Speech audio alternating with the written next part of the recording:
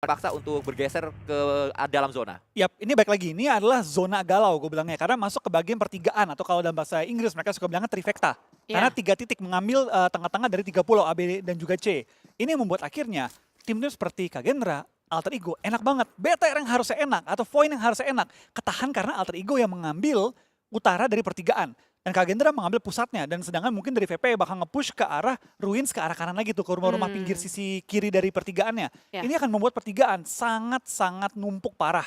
Nah akhirnya ya kita bakal lihat nanti kalau zona sampai ngedonat, ya udah bakal mereka habis-habisan untuk nge-clearing pinggir. Ini pernah kejadian 1 kali.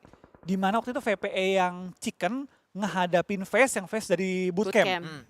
Itu persis zonanya mirip kayak gini. Sebenarnya memang yang harus dikontrol pertama kali adalah choke point udah pasti dong ya dengan zona yang seperti ini menuju ke arah trifecta tadi trifecta kalau kata atau pertigaan ya. Pertigaan lah ya, zona galau, trifecta apapun itu. Dan memang biasanya yang kita tahu adalah Bigetron kan ya kalau dulu ngambil Zaman dulu ya. Zaman dulu sebelum ganti personil seperti sekarang ya kan. Tapi sekarang karena Kagendra yang ngambil bootcamp, alhasil kita udah bisa bercerita yang mengambil area choke point itu adalah Kagendra. Tadi ketika Flow lagi bicara, gue ngeliat ada 1 personil dari Kagendra dia nyebrang.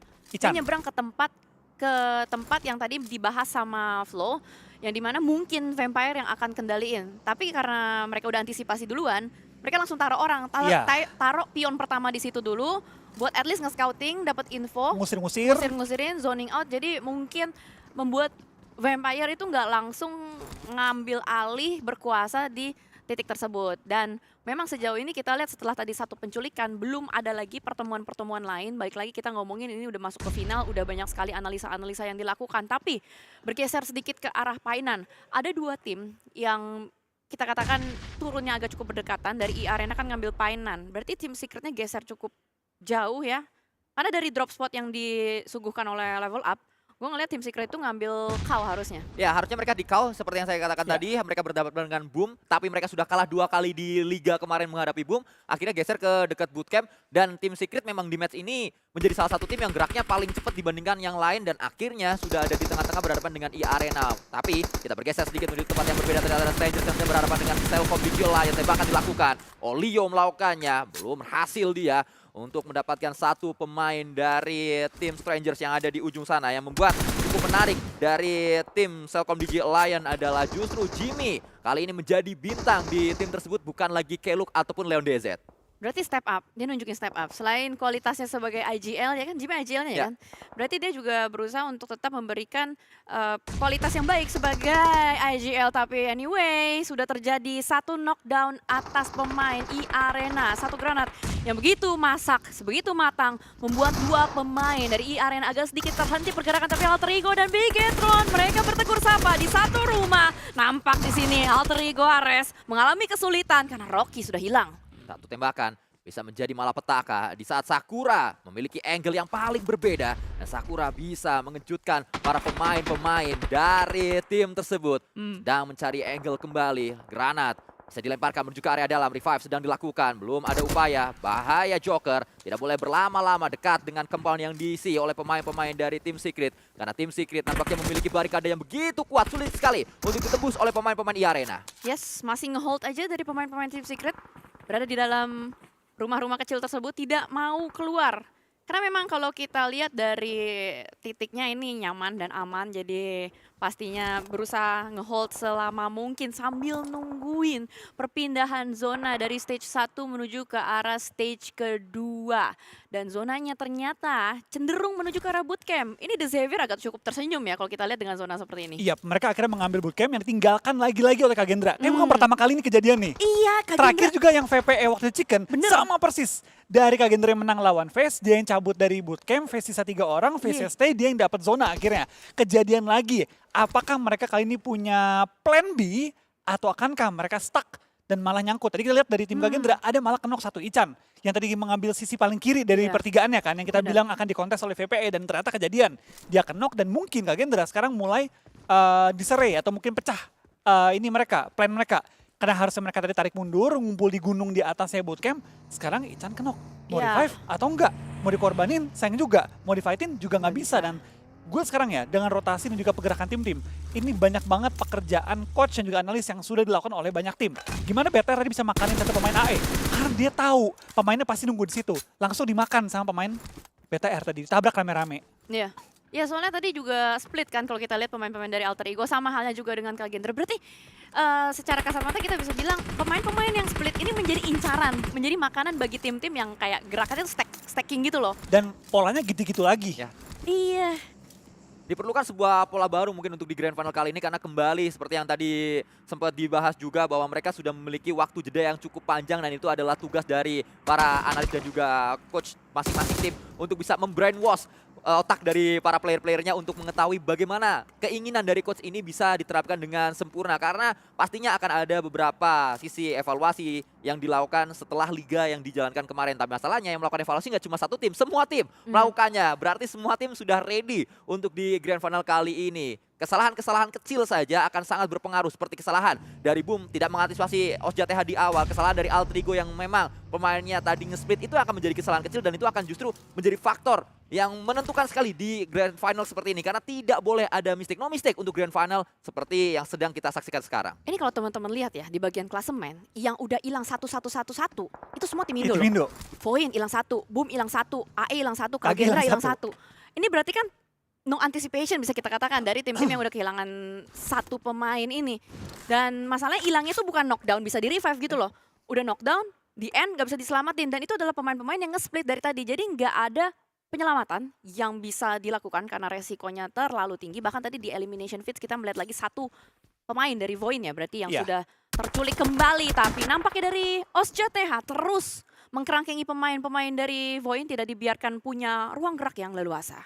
Chopper adalah pemain dari Thailand yang memiliki statistik paling mentereng dibandingkan yang lainnya. Thailand memiliki Nuzi, Thailand memiliki sebutkan siapa Vintores, sebutkan siapa Tony K. Namun justru yang memiliki elim paling tinggi dari semua player-player Thailand adalah Chopper di OsJTH. Ini yang menjadi alasan kenapa OsJTH juga sangat tinggi poinnya kemarin. Mereka melambung tinggi sekali karena Chopper sejauh ini sudah mengumpulkan 70 elimination sendirian saja. Dan ini adalah satu pembuktian dari Chopper yang sebelumnya bermain untuk Sersia. Ya. Jam terbang lah ya berbicara, juga pernah bermain di Sersia, pernah bermain di Hale juga. Tapi saat ini dari kamera menuju ke arah Gewi, dimana ini juga salah satu pemain veteran yang kita tahu pernah punya jam terbang cukup tinggi, pernah bermain di Valdus, pernah bermain di PW88 juga. Dan memang kerjaan dari OsJTH dari tadi, dia tuh jadi gatekeep. Orang-orang yang lewat dia tembakin, dia zoning outin. Itu yang bikin orang-orang susah untuk bisa masuk ke dalam zona. Tapi kita lihat sekarang juga dari VD, mereka tampaknya kehilangan semua anggota mereka, hanya menyisakan seorang Rezak. Dan dia pun akhirnya memutuskan mengambil big play, bukan mengambil rumah-rumah pinggir. Karena dia tahu pasti akan diisi oleh tim-tim lain, akan dipush oleh tim-tim lain. Tapi dia mengambil benteng terkuat kali ini. Langsung masuk ke dalam bootcamp dan coba untuk play it safe aja. Ya dari VD mau gimana lagi? Satu, apa yang lo bisa lakuin? Survive. Satu hal juga yang saat ini sedang kita saksikan adalah bagaimana ternyata RRQ tidak stop di liga saja. Mereka terus ngegas untuk bisa mendapatkan elimination selanjutnya. Satu knockdown bisa didapatkan menuju ke Strangers. Dan kalau dilihat tadi dari medium map yang sudah terbuka, Bigetron berhasil melakukan penyeberangan dan itu adalah satu langkah besar untuk Bigetron mempertahankan posisi mereka di area tengah. Karena yang saat ini sedang diambil oleh Bigetron adalah sebuah tebing yang seringkali menjadi kunci saat zona menuju ke bootcamp. Seringkali FaZe Clan di generasi sebelumnya mengambil tebing tersebut. Bahkan kita ingat Alter Ego juga rata saat mereka mencoba untuk menyeberang ke tebing tersebut ditembaki oleh Vexy di minggu kedua kemarin. Berarti kan barang siapa mendapatkan tebing tersebut duluan, chance-nya lebih tinggi untuk bisa survive sampai ke late game. Kurang lebih seperti itu kesimpulannya. Tapi anyway, sepertinya dari Arena dan juga tim Secret mau tidak mau harus pecah juga setelah begitu lama nge-hold position. Tapi nampak kali ini dari Break dengan shotgun game invadingnya gagal dia untuk bisa menghentaskan lawan-lawannya. Bahkan dari NC2 sedang berupaya keras untuk bisa menyelamatkan satu kawannya. Hold position, revive dilakukan, Tiger X melakukan backup dari bagian belakang. Frankie tidak fokus dengan backline-nya dan tim Secret menjadi satu tim pertama yang harus hilang. Tim Secret, awalnya mereka memiliki defense yang begitu kuat sekali, namun apa daya ternyata dobrakan yang dilakukan oleh Arena terlalu jahat yang membuat justru tim Secret menjadi tim yang pulang pertama menuju ke lobby. Padahal mereka punya compound, tapi memang antisipasinya gagal tadi dilakukan dan ini adalah waktu yang tepat untuk Yuhai bersama dengan rekan-rekannya dari Sam9 bisa mendapatkan keuntungan terbesar dengan menjadi third party menuju Arena. Namun itu tidak dilakukan atau belum dilakukan oleh para punggawa-punggawa dari Sam9. Justru Cellcom Digi Alliance yang menjadi kontender selanjutnya yang harus dihadapi oleh Arena. Sakura berhasil untuk menaklukkan satu pemain dari Sidal atau Cellcom DJ Alliance. Tapi Time Entertainment dari bagian kejauhan, dari bagian dalam pun melihat bagaimana permainan dari Alliance ini sudah mulai dihentikan langkah kakinya. Kalau misalkan kita ingat-ingat kembali apa yang dilakukan Alliance ini sebenarnya 11-12 dengan apa yang mereka lakukan di group stage. Mereka screening out bagian outernya. Tapi nampak kali ini mereka gagal dan begitu sulit. Apalagi ada Tiger X. Baru saja dia loncat ke bagian luar, masih bisa ditaklukkan kembali. Tapi apa daya, Sidal sudah kehilangan pemain-pemain begitu banyak sekali. Dan bahkan Blue Zone sudah mulai ikut campur juga. Di bagian dalam, Boom Esports bertemu dengan Osja Thailand. Sebuah tembakan terjadi kembali dan nampaknya Boom berhasil menumbangkan dua pemain dari Osja kali ini. Osja hanya menyisakan satu yang terakhir saja dan Arena sudah mengumpulkan 6 elimination. Kehilangan satu pemain bukanlah sebuah masalah. 6 elimination menjadi keuntungan besar untuk Arena yang sudah berada di peringkat nomor 5 sementara waktu. Dan kita melihat zona selanjutnya betul saja tetap menuju ke area bootcamp dan Kagendra menjadi satu tim yang paling dirugikan dengan zona ini. Iya, ini zonanya mirip banget sama waktu itu ya. Persis sama malah, menuju ke arah tebing-tebing juga. Benar. Di waktu itu VPE berhasil menang karena bisa nge-clearing pinggiran dari trifecta atau pertigaan, nge-push ke atas gunungnya. Dan ternyata ini polanya sama lagi nih. VPE di posisi yang sama, dengan game plan yang sama, tapi kondisi yang berbeda. Karena depan dia, itu masih banyak banget tim yang ngumpul. Ada Sam9, ada KG, ada EA, ada TEM, ada bahkan Alter Ego dari sisi kiri mereka dan juga Bigetron yang sudah mengambil tebing-tebing terlebih dahulu. Ini banyak banget hal-hal baru dilakukan oleh para pemain dan juga coach yang sudah men-set up gameplay ini untuk coba mengambil satu langkah di depan tim-tim lain untuk grand final kali ini. Counterplay sudah mulai dianalisa dan dibangun ya, bisa kita katakan seperti itu dari tim-tim yang lolos menuju ke arah Grand Final. Kita bergeser sedikit menuju ke arah RRQ karena inilah saatnya mereka. Mereka harus makanin pemain-pemain dari Strangers karena Blue Zone sudah bergerak, tidak banyak waktu yang mereka miliki. Mereka harus menyelesaikannya sekarang juga. Nerpacking, satu granat sudah mulai dimasak, siap-siap untuk dilempar menuju ke arah bagian dalam. Tapi ternyata ada tembakan yang membuat Peko pun harus down. Begitu sulit positioning dari Peko. Blue Zone ada, tembakan ada, lapar. Sedang berusaha untuk nge-lockdown pemain bernama Lobby tersebut. Tapi nampaknya dari Lobby berhasil untuk melakukan healing. Tadi itu dia sudah dikunci. Tapi what a counter dari Lobby. RRQ pun menjadi satu tim yang nyusul ke Lobby. Ini klasik RRQ. Sering sekali kita melihat RRQ seperti mereka mudah untuk memenangkan sebuah fight. Tapi kesalahan-kesalahan yang dilakukan oleh para pemain-pemainnya justru menjadi sebuah blunder dan membuat RRQ pulang ke lobby. Tidak ada satu alasan yang jelas padahal lapar dia punya safe zone. Lobby X dia punya blue zone tapi justru kalah. Tadi bukannya RRQ sisa 2 ya? Genfos sama... Ada lapar, ada Genfos. Peko knock duluan di blue zone. Oke, itu RRQ moment lah kita bilang ya. RRQ moment ya. Karena di season ini berapa kali kita ngeliat RRQ kayak gitu. Kayak udah ada 3-4 kali. Kayak lu gak tahu gimana tadi, lah kok RRQ rata. Ya. Tapi kanan juga, lah kok RRQ menang. Betul. Ya, baik lagi ya. Kadang-kadang ada hal-hal yang melampaui perhitungan dan logika. Dan itulah RRQ terkadang ya. Tapi terlihat sekarang semua tim mulai nge-push di pinggir-pinggiran. Ini yang udah di center duluan. BTR, AE, dan juga dari DX bakal enak banget. Sisanya bakal semua tempuran. Kayaknya VPE lagi main gameplay mereka yang sama. Clearing pinggir, bersihin pinggir, baru masuk ke center.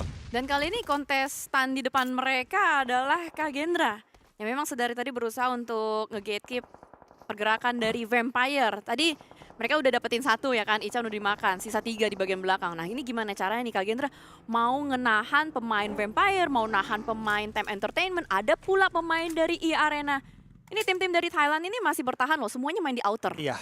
Dan satu hal yang tadi sempat saya lihat adalah Rezi makan pemain dari Alter Ego. Nampaknya Alter Ego melakukan satu hal yang berbeda. Kalau sebelumnya mereka bareng-bareng melakukan penyeberangan, kali ini nge-split. Tapi justru sayangnya Abigator juga nge-split. Niatannya estafet. Ya. Nah. Tapi baik lagi, BTR sudah membaca Alter Ego. Dan begitu sebaliknya juga. Iya, makanya ada banyak perubahan bisa kita katakan. Dan ini yang bikin final jadi seru.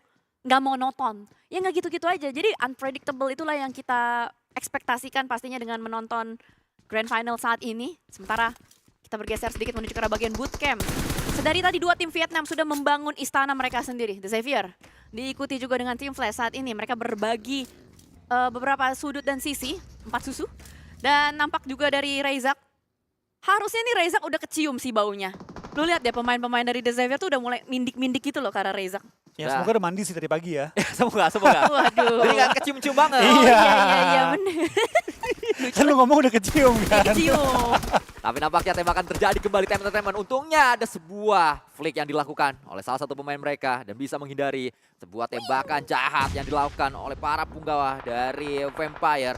Itu bengis para pemain-pemain Vampire ini mengincar lawan-lawan mereka. Kagendra, Casper mendapatkan satu pemain. Bows berhasil ditumbangkan, salah satu pemain kunci yang dimiliki oleh Flash. Dan ini menjadi satu kemenangan kecil yang didapatkan oleh Kagendra. Bootcamp memang masih masuk ke dalam zona. Namun kalau nanti zona menutup kembali, bisa saja justru area tebing yang diambil Bigetron lah yang masuk ke dalam zona dan meninggalkan area perkotaan dari Bootcamp. Karena seringnya seperti itu yang terjadi di Sunhawk saat Bootcamp masuk menuju ke dalam zona. Tembakan terjadi kembali, ledakan mendapatkan satu korban di sana. Lamborghini menunggu saja flashbang yang dilemparkan, namun Molotov juga tidak ketinggalan, dilempar juga oleh seorang Lamborghini, masih bisa menghindari. Belum ada push yang coba dilakukan oleh pemain-pemain dari tim Flash. Dua tim Vietnam masih berseteru dan cukup lama fight terjadi di sana. Ya, karena itu adalah fight antar compound di dalam bagian bootcamp. Tetapi yang menarik di sini adalah bagaimana Vampire akan menyeruduk, akan nge-retake entry compound yang sedari tadi sudah dijaga oleh Kagendra. Satu pemain, Onsen, baru saja berhasil untuk di-revive oleh pemain bernama Tony Kurniawan, bergeser kembali menuju ke arah bootcamp perseteruan untuk bisa merebut kontrak tanah dari bootcamp. Masih terjadi juga satu granat kembali dilontarkan, masih miss the nades, belum ada yang connect masuk ke arah bagian dalam. Screening dilakukan, tapi apa yang dilakukan oleh Lamborghini adalah nge-counter balik. Levi's pun sama, jepitan mau dalam dan luar, membuat tim Flash tidak bisa meretake tahta dari The Xavier. Sebuah komunikasi yang berjalan dengan begitu lancar ditujukan oleh Xavier yang membuat mereka sudah mengumpulkan 5 elimination tanpa adanya satu luka yang mereka hadapi karena masih lengkap dengan 4 pemainnya. Dan Xavier yang nampaknya akan menjadi pemenang di bootcamp dan mereka akan keluar dari area bootcamp dengan selamat. Namun PR-nya masih ada satu pemain Flash yang bisa saja menculik pemain-pemain dari Xavier dari area ujung. Vampire! Ini yang dibahas oleh Flow Wolfies dari tadi. Apa yang dilakukan oleh Vampire ini seperti mengulang di grup stage kemarin. Ya persis banget. Main di pinggir, naik ke atas gunung, ambil kontrolnya dan ngebersihin semua tim yang mengambil tebing ataupun area-area sekitar di bagian lower groundnya. Bedanya, Kagendra survive kali ini. Kagendra masih menjadi ancaman bagi tim Vampire. Karena sekarang kalau mereka sampai bisa nge-lock, dapetin satu pemain pinggirnya Vampire, Vampire nggak bisa maju dengan bebas menuju ke arah Better ataupun Alter Ego. Mereka nggak bisa ke arah tebing-tebing dengan bebas karena di high ground masih ada tim yang mengintai mereka. Ya, itulah salah satu tantangan dari Vampire. Tapi mereka juga cerdik, mereka ngirimin Onsen untuk menjadi backline. Mereka tahu ada yang berbahaya di bagian compound tersebut. That's why membiarkan 3 pemain bergerak secara leluasa ke arah bagian dalam. Screening dilakukan, Bigetron di absen satu persatu. Hanya menyisakan satu pemain terakhir yakni Reizi dari Bigetron. Tapi apa yang bisa dilakukan oleh Bigetron? Akan kita saksikan karena zona pun sudah mulai mengecil kembali. Mengambil area open field. Sedikit masuk ke arah bagian bootcamp, tapi nggak terlalu banyak. The Xavier masih bisa memanfaatkan tempat tersebut dan Reizi berupaya keras untuk bertahan seorang diri. Tapi seberapa lama Reizi bisa bertahan? Karena sulit sekali di areanya Reizi. Itu adalah tempat yang nantinya akan diselimuti oleh Blue Zone. Sehingga Reizi harus beranjak satu langkah ke depan. Namun tembakan dilakukan kembali nampaknya Bigetron. Hasil dipulangkan menuju ke lobby. Masih ada upaya-upaya selanjutnya bisa dilakukan oleh Levis menuju ke pemain-pemain dari Vampire. Dan headshot didapatkan. Knockdown kembali dialami dan nampaknya hilang sudah Kagendra. Wah, gila banget. Ini The Xavier ngejagain istananya dengan sangat-sangat kokoh. Walaupun mereka bukan kokoh-kokoh ya. Tapi tembakannya sudah mengumpulkan 10 eliminations. Bayangkan, hanya nungguin di bagian dalam, ngelihat siapapun yang keluar, siapa yang gerak, gue tembak. Kena syukur, enggak ya udah gue zoning out. Iya. Iya kan? Kagendra nyesel nggak ya? Ya. 2 kali kejadian yang sama, 2 kali pola yang sama, 2 kali zona yang sama. Ya, nggak dapet chicken. Karena kenapa? Meninggalkan bootcamp. Mengalah untuk kalah jatuhnya. Mengalah untuk kalah ya? Iya. Oke. Bukan mengalah untuk menang, tapi Gewi itu persis di depan. Komuknya Lamborghini belum ditembak. Oh my god, Gewi. Nyari hashtag 2. Masih ditungguin aja dapet, ternyata yang dapet adalah Onsen dan akan berusaha untuk di-steal oleh Gewi. Berhasil dia melakukan steal elimination walaupun pada akhirnya SJTH pun dihilangkan. Wah, steal elimination yang berhasil. Namun harus dibayar mahal dengan pulang. Hashtag yang ketiga. Bahkan bisa dilakukan kembali. Vampire sedang kesulitan karena saat ini area fight sudah dikuasai oleh Levis dari Xavier. Terus memberikan ancaman, bahkan headshot didapatkan Levis. Tajam sekali aimnya, menyisakan satu yang terakhir. Selesai sudah, Xavier membuka dengan sebuah winner-winner chicken dinner. Di Xavier tetap konsisten dengan performanya dari bagian group stage. Bahkan sampai hari pertama kick off di Sunhawk pun masih dengan sangat baik. Bahkan kita nggak